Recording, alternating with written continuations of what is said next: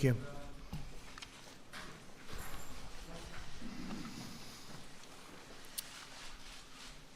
Look at all the press that you attract. Do you believe this? That's very impressive. They are not after me. Huh? I hope not. You're lucky. Thank you very much. Today it's my honor to welcome President Niinisto of Finland to the White House. And Mr. President, it's wonderful to host you once again in Washington. We've gotten to know each other over the last period of time, and it's been a great experience. The President and I have just concluded very productive discussions on a number of exciting opportunities for our two nations. Before going further, I want to express our deep condolences over the horrific stabbing attack that took place yesterday at a college in Finland. America is praying for the victims and their families, and we send our unwavering love and support. Thank you. The American and Finnish people are linked by an abiding commitment to self-government, individual rights, democracy, and the rule of law. This past May, our country celebrated the 100th anniversary of America's recognition of the independent nation of Finland in 1919.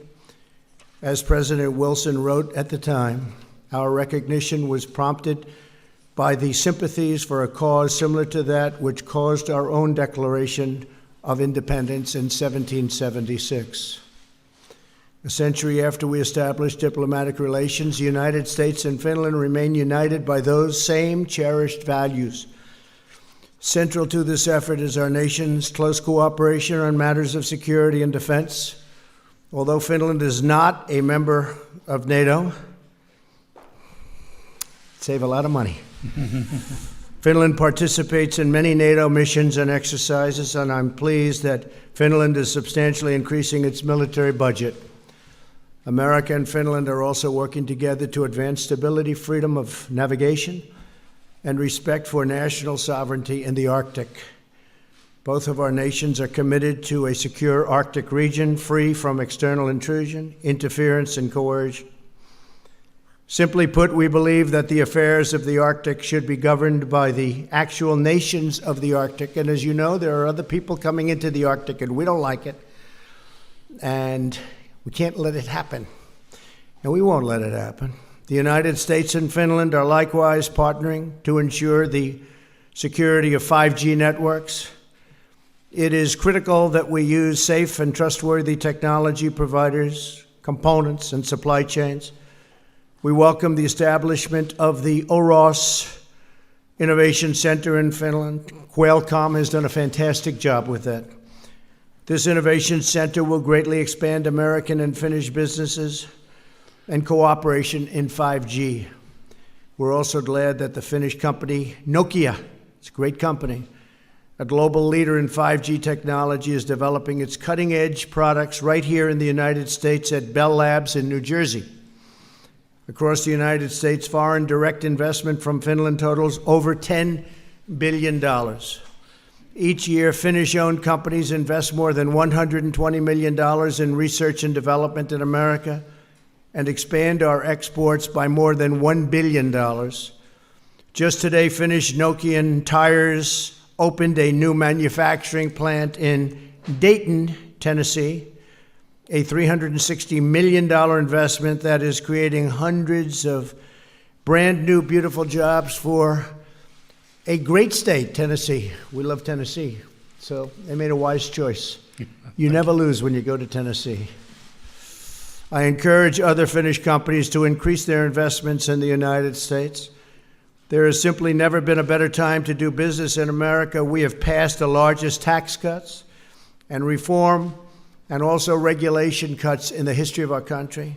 We slashed business tax, and we're fueling job growth through our record-setting campaign to abolish all of those really terrible, unnecessary regulations. We have plenty of regulations, but many of them we didn't need. We got rid of them.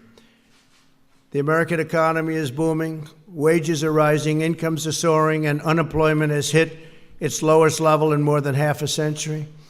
We want Finnish companies to join in America's extraordinary economic revival. So many countries are coming in. It's the hot place. We have the hottest economy in the world, and it's the hot place to be. They all want to be here. The President and I are also working on a way to improve international trade based on the principle of fairness and, my favorite word, reciprocity.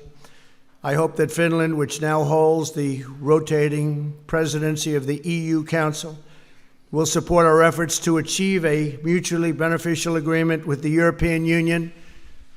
We're going to have to start doing something with the European Union because they have not been treating this country right for many, many years, and they know it, and I tell them, and they know it. America's trade deficit with the EU has been averaging $160 billion a year for many, many years. Achieving more balanced and robust trade flows would greatly benefit both Finland and the United States. We also appreciate Finland's strong partnership in combating predatory trade practices worldwide, including the theft of intellectual property. From trade to security, from travel to commerce, we are immensely grateful for our close and deeply valued friendship with the people of Finland, great people. And we're now working on a deal to sell a large number of airplanes, fighter jets, hopefully to Finland. See how that works out. But we make the greatest jets in the world. We make the greatest missiles and military equipment anywhere in the world. Nobody's even close. Mr. President, I want to thank you again for visiting the White House. The history of our two nations is a profound testament to the importance of our independence and resolve to defend it.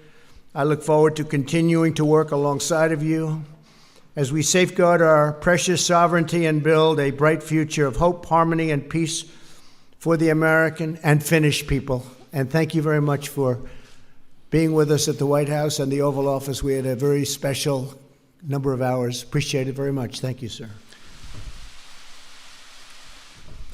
Thank you, Mr. President. First of all, I will deliver your condolences to Please. Finnish people. They do appreciate that. Thank you. Ladies and gentlemen, before meeting, I had some spare time, so I visited a couple of museums here. Museum of American History, Museum of African History, and Museum of American Indian History. And in addition to that, I had a possibility of attending ceremony in Arlington. Mr. President, you have here a great democracy. Keep it going on. We had a very good discussion with the President. Like you mentioned, our diplomatic relations are 100 years old. During that time, we have developed our cooperation a lot, not only in official meetings like this, but American and Finnish people, scientists, for example, meet each other, cooperating, working together. We have quite a lot of cooperation in security sector, also in defense, because I think that we share the feeling that the most important thing for the nation is to guarantee security to its citizens. And that is the starting point for Finland also to this cooperation. I wanted to take up with the President the importance of transatlantic cooperation. Well, we all know Europe needs USA. But I say that USA needs also Europe. We know the price of everything. We should recognize also the value of everything. We share the same values, democracy, human rights, rule-based order, and in that we are very similar. Europe has, in a way, awakened during the couple last years to understand also more about security point of view. And I just want to tell you that, in my opinion, the stronger Europe we have, the stronger partner you have. The Arctic area, you know, Finland is in very north, is becoming more and more interesting, like the President said. We both alongside with 6 countries, form the Arctic Council. And we are working heavily. There are surely possibilities, like we have heard, the maritime routes are being opened. Maybe there are also resources, but there are huge risks. One of them is that we should keep the low tension we are used to have there. And that is what we have been discussing, and I do appreciate President's position to emphasize that it is not a place for military. But even greater challenge is the environment. And I'm very glad that we started to talk 2 years ago in this very house about black coal. It is not maybe the worst which causes climate problems, but it is, everybody can understand that if black comes down to ice and snow, when the sun meets it, it melts down. And melting of sea ice in Arctic is very crucial. I used to say that if we lose the Arctic, we lose the globe. We add a couple of words, very important ones, on arms control. Some of us remember the worst years of Cold War in 1960s. There was no agreement at all, just Cold War. We can't let the situation return, no agreement at all about arms control. And that is why it is important to try to negotiate new agreements and to continue the New START agreement. That would be a good new start for international cooperation on that. To end up with, you, Mr. President, referred to 5G issues, ICT as a whole. We are very proud to have the excellence of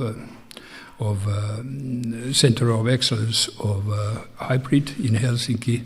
USA has been very helpful in that.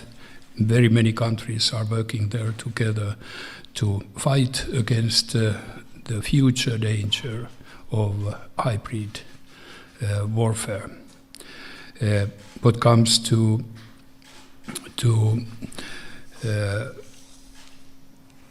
providers in that area, I am not very willing to point out any country or company. We are now maybe a bit late from USA in EU making a risk assessment. It will be prepared in 1-2 weeks' time, and after that we are in a place that we have to choose the tools to protect us.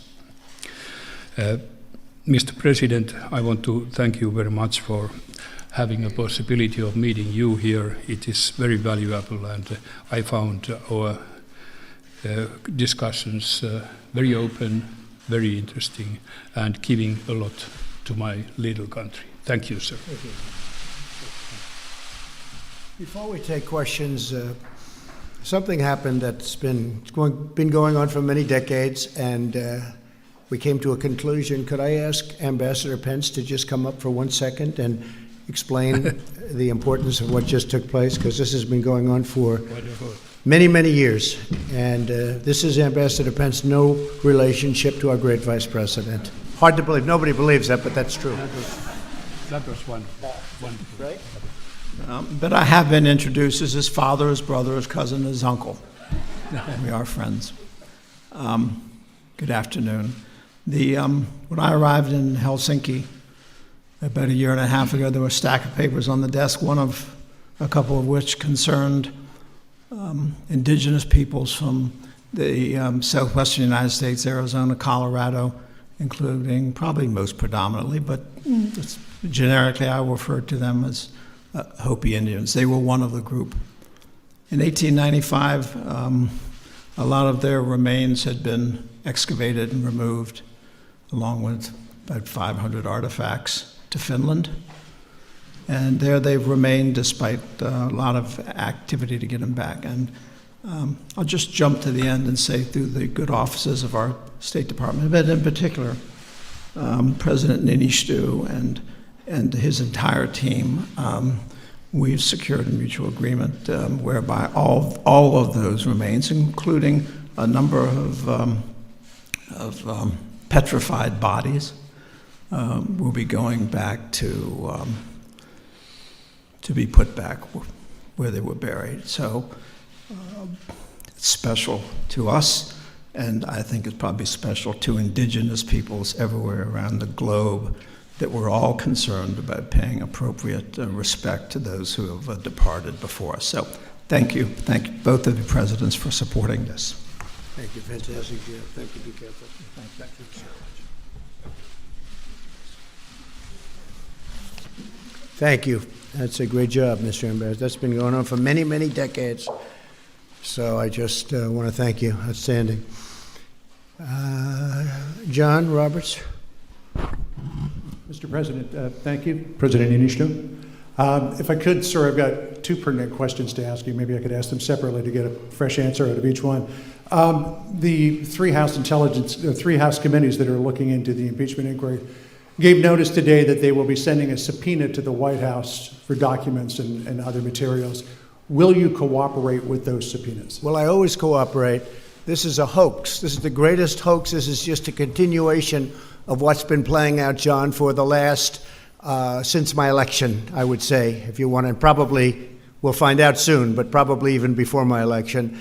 This is a fraudulent crime on the American people, but we'll work together with Schiff and Pelosi and all of them, and we'll see what happens, because we did absolutely, I had a great call with the president of Ukraine. It was 100%. You have the transcript. And then Schiff went up and he got, as the chairman of the committee, got up and related a call that didn't take place. He made up the language. Hard to believe. Nobody's ever seen this. I think he had some kind of a mental breakdown. But he went up to the microphone and he read a statement from the President of the United States as if I were on the call. Because what happened is, when he looked at the sheet, which was an exact transcript of my call, done by very talented people that do this, exact, word for word, he said, wow, he didn't do anything wrong. So he made it up. He went up to a microphone, and in front of the American people and in Congress, he went out and he gave a whole presentation of words that the President of the United States never said.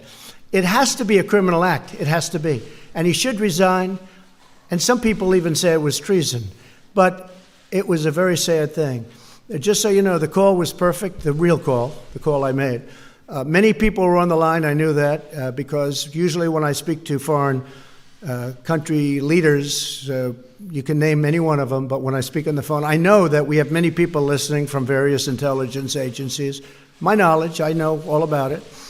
And so this isn't something like, oh, gee, I'm on the line, let's talk about a big secret. This is many people on the line. I don't even know how many. We'll find out, I guess.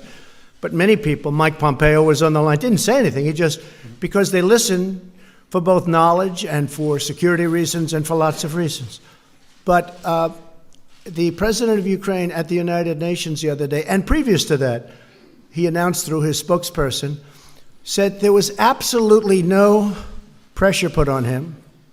There was no quid pro quo at all.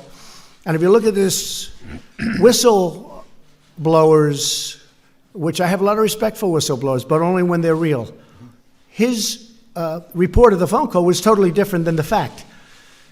But what got them was they never thought I was going to release the call, because I don't like doing that. I don't want to do it. I hope I don't have to do it again. Release phone calls to foreign dignitaries, to foreign leaders. I don't want to do that, John.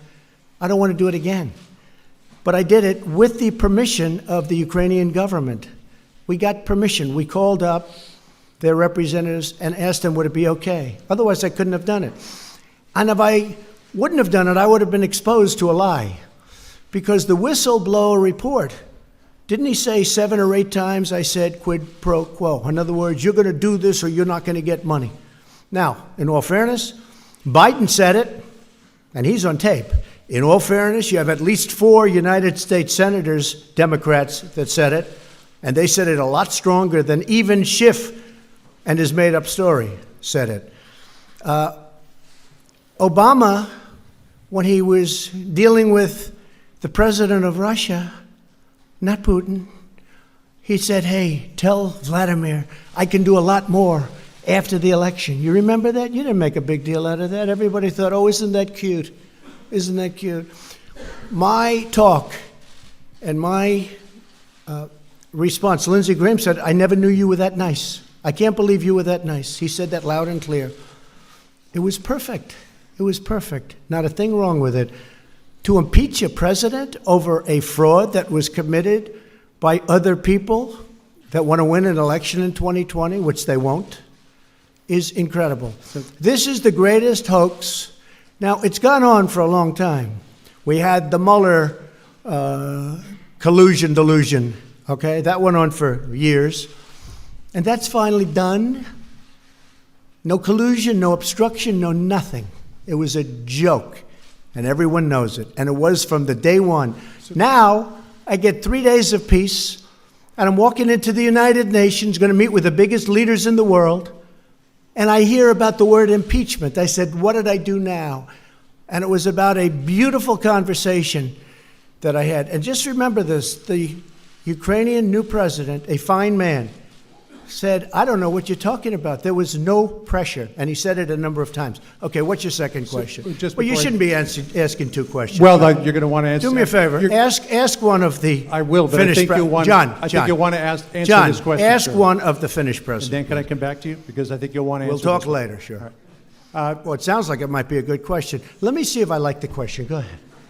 Maybe for the first time in 3 years, I'll have a good question, and I'll love it. There is a report that came out just before you and President Niinisto walked out here that the whistleblower met with a staff member of Adam Schiff prior I to love the that question. complaint being filed. It shows that Schiff is a fraud. And I love that question. Thank you, John. so can I finish asking it? Yes, there's nothing to finish. So the whistleblower, according to this report, met with a member of Adam Schiff's staff. You got it right there. You know it. I hate to say it's the New York Times. I can't believe they wrote it. Your response to the Maybe fact they're that, getting better. Your response to the fact that that happened and that Schiff may have learned some of what the whistleblower knew prior to the complaint. Well, I being think it's a filed. scandal that he knew before. I go a step further. I think he probably helped write it. Okay? That's what the word is.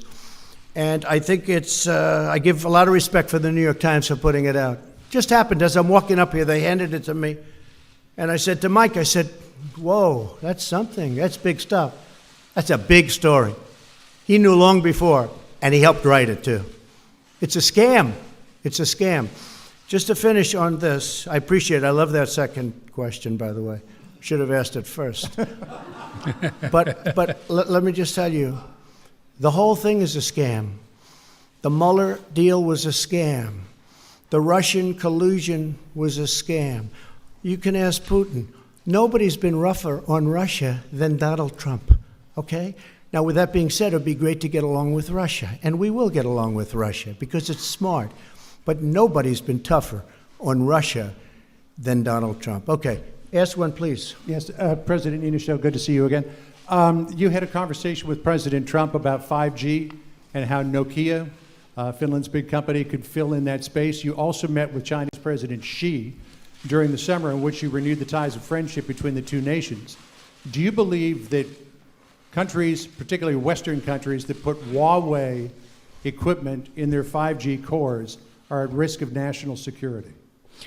Thank you. Like I told already, in Europe the situation is maybe a bit different from that here, because the main company you mentioned is inside Europe, partly at least. What the European Union is now doing is making a risk assessment, asking each country what kind of experience, what you have seen and found out. And that will be, well, finished in week 2 or 2 weeks' time. And after that, we have to decide together in European Union which kind of tools we need to protect ourselves. You referred to my discussions with the President Xi. We didn't talk about 5G while meeting. And we all know Nokia is a major factor in this area. They will answer for themselves. Thank you. You please. Pick somebody who's really nice from Finland. No Do you have a more really Finnish, nice person? Finnish I think they're all nice in Finland. are there Finnish reporters? Just 2. Okay. Uh-oh. Hi. Did I wait a minute? Yes. I'm Mari Karppinen from MTV News Finland, and I have one question for President Trump and one question for President Niinisto. First, Mr. Trump, how will this political storm affect the U.S. foreign policy, especially its relationship with Finland? And second, for President Niinisto, because this is the biggest issue here at the moment, I have to ask, what kind of favors has Mr. Trump asked from you? Or the other way around, you mean? What favors I asked, or I think was you mean the asked? other way around. Both ways. Okay. So the political storm, I've lived with it from the day I got elected. I've done more, and this administration has done more than any administration in the history of this country in the first 2.5 years. I'm used to it. For me, it's like putting on a suit in the morning. People have said to me, how does he handle it? Rush Limbaugh said, I don't know of any man in America that could handle it. Sean Hannity said the same thing. Others have said the same thing. I don't know any man in America because it's all a fraud. And because of that, and because I know that I'm right, and because I'm doing a great job for the American people, I'm very, very happy living the way I'm living. I thought that I would finish off the first term without the threat of people making false claims.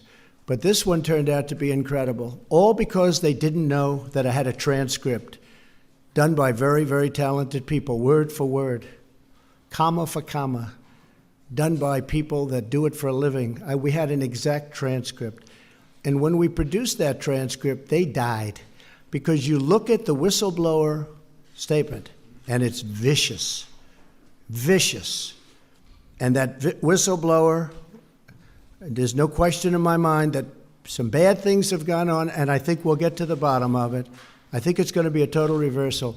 But I've lived with this. I've lived with this cloud now for almost 3 years.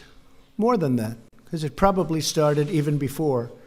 And I think nobody has done what I've done when you look at tax cuts and regulation cuts and rebuilding our military and right to try. That means people that are terminally ill and very sick have the right to use our medicines, our great medicines, because we're so far ahead of every other country. So many things that we've done.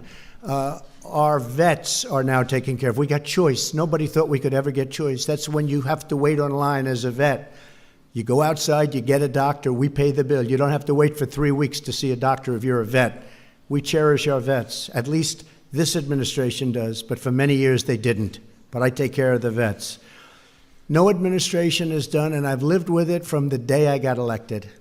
So I'm just fine with it, okay? Please. Yes, we had a conversation and discussion on a very equal basis, which is, I really appreciate that. Well, I had one request specifically. I wanted the President to take more notice on transatlantic relations, because I consider it's useful both for USA and Europe. Well, we were discussing also trading. I told the President that the big purchase we are doing on fighters will be finished in 2 years' time. We have 5 different candidates, 3 from Europe and 2 from United States. He answered that ours is best. Jeff, go ahead. Thank you, sir. Jeff Mason from Reuters. Mr. President, I'd like to ask you about your use of the word treason. You've used it repeatedly in the last few days. Do you consider anyone who opposes you treasonous? No, I consider when they lie, when they stand before our great body in our great chamber and they make up a story that's fiction like Schiff did. He took that perfect conversation I had with the Ukrainian president and he made it into a total lie. It was a total fabrication.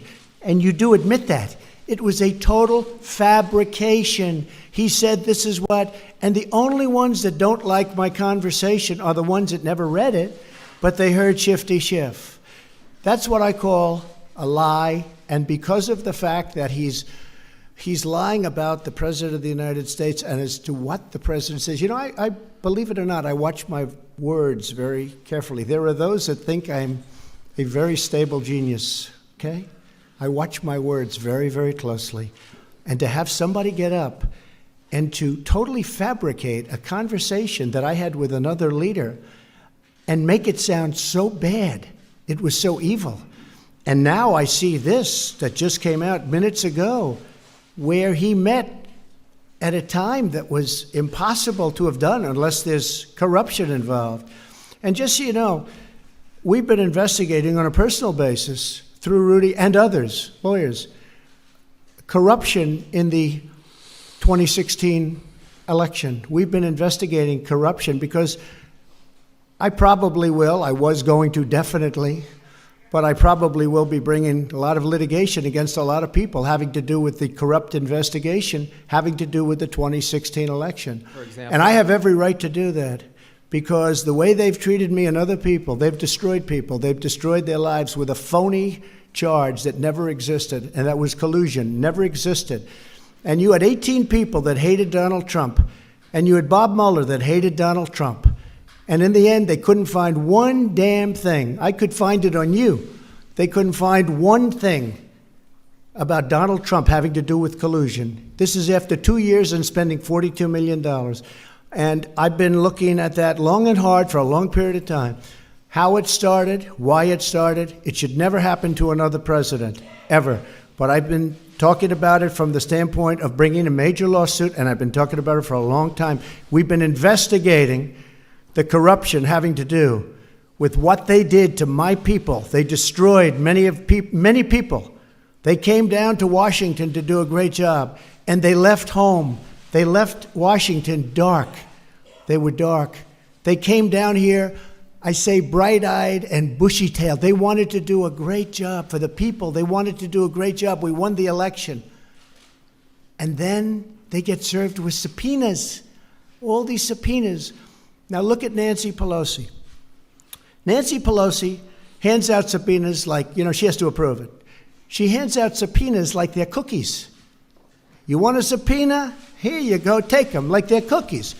Paul Ryan would never give anybody a subpoena. He wouldn't give them when Mark Meadows went in to talk. He wouldn't give them when Jim Jordan went in, when Devin Nunes. He would go in and they'd see Paul. I'm not saying wrong or right, but Paul Ryan, no, let's talk about it. That's a big thing to give a subpoena. Let's talk about it. 2 weeks later, they're still talking. They wanted subpoenas to investigate the corrupt Democrats and the corrupt people on the other side. Paul Ryan would not give subpoenas. Nancy Pelosi, here you go, take it. Who wants a subpoena? Every day you get subpoenas. And Paul Ryan was actually right, probably, because they should never, ever allow a thing like this to happen to our country again. Thank you very much, please. Mr. President, can you just make clear right here, what do you or what did you want President Zelensky to do with regard to Joe and Hunter Biden? If you look at what he said, okay, and he brought it up. I think he brought up the name Rudy Giuliani. What I want is the following, and I've said this loud and clear. We have our ambassadors here. We have Mike Pence here. Why are we the only ones that give the big money to the Ukraine? We give money to Ukraine, and it's bothered me from day one, and you have plenty of people just here. I say, how come it's always the United States that gets ripped? Frankly, Ukraine, we want to help them. And I do like the new president. You know why I like him? Because he was honest. Because he said there was no pressure at all exerted on me, meaning him, by the President of the United States. He said it. By the way, that one sentence should stop this. But he said there was no pressure exerted. But you don't have to ask him. All you have to do is read the transcript, read the telephone call. But what I was having a problem with are two things. Number one, Ukraine is known before him for tremendous corruption. Tremendous. More than just about any country in the world. In fact, they're rated one of the most corrupt countries in the world. And I don't like giving money to a country that's that corrupt. Number two, You don't like I giving said, money. excuse me, number two, I said the following, and I said this loud and clear to everybody. And in fact, Rob Portman backed me up, and there's nobody more honorable than Rob Portman of Ohio. Because he called up, please let the money go. I said, Rob, I hate being the country that's always giving money. When Ukraine helps Europe and the European countries far more than they help us. They're like a wall between Russia and Europe. They're like a wall. They're a big, wide, beautiful wall. And he said, you know what, but it's important. And in fact, he came out and he said that. That was my only reason. Because I don't like being the sucker country. We were the sucker country for years and years. We're not the sucker country anymore.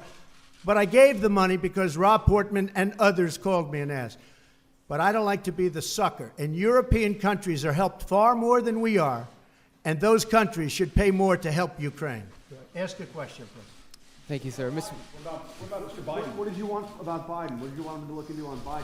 Look, Biden and his son are stone cold crooked. And you know it. His son walks out with millions of dollars. The kid knows nothing. You know it, and so do we. Go ahead, ask a question. But the question, sir, was what did you want President Zelensky to do about Vice President Biden and his son Hunter? Are you talking to me? Yeah, it was just a follow-up of what I just asked you, sir. Listen, you ready? We have the president of Finland. Ask him a question. I have one for him. I just wanted to follow up on the one that I asked you, which was, Did you hear what me? did you want Did him you hear to me? Yes, Ask sir. him a question. I will, but I've given you a long answer. Ask this gentleman a question. Don't be rude. No, sir, I don't want to be rude. I just wanted you to have a chance to answer the question that I asked I've you. answered everything. It's a whole hoax. And you know who's playing into the hoax? People like you and the fake news media that we have in this country. And I say in many cases, the corrupt media, because you're corrupt. Much of the media in this country is not just fake, it's corrupt. And you have some very fine people, too. Great journalists, great reporters. But to a large extent, it's corrupt and it's fake. Ask the president of Finland a question, please. Okay, I'll move on now. Mr. President, in your opening remarks, you said to President Trump that you had been to some museums today and that you respected the U.S. democracy and encouraged him to continue it. Are you concerned that that's not happening?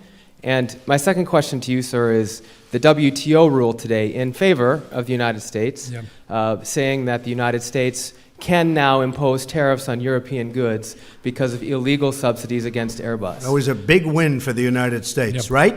It was. You never had wins with other presidents, did you? But we're having a lot of wins at the WTO This was since a I case became that president. started, I think, 10 or 15 years ago. Okay. But Excuse me.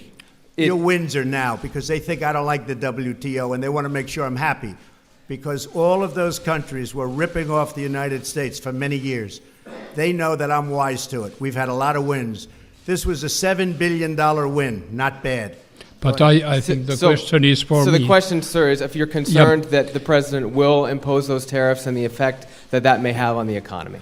Yes, first of all, when I referred to your democracy, I just wanted to tell that I'm impressed what American people have gained during these decades, hundreds of years, building up a very impressive democracy.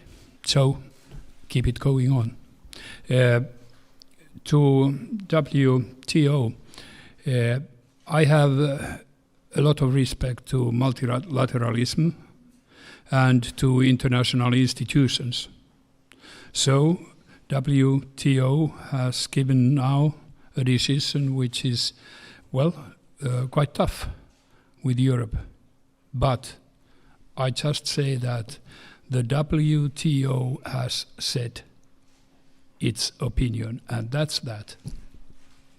And I just want to finish by saying it's an honor to be with the President of Finland. He's done a fantastic job, very popular, beloved over in Finland. The WTO has been much better to us since I've been president because they understand They can't get away with what they've been getting away with for so many years, which is ripping off the United States. And please remember the President's last remarks, that we are a great democracy. We are the United States is a great democracy. And I'm airing what I'm airing because we are, in fact, a democracy. And if the press were straight and honest and forthright and tough, we would be a far greater nation. We would be a far greater when we don't have the CNNs of the world who are corrupt people. Thank you very much, everybody. Yep.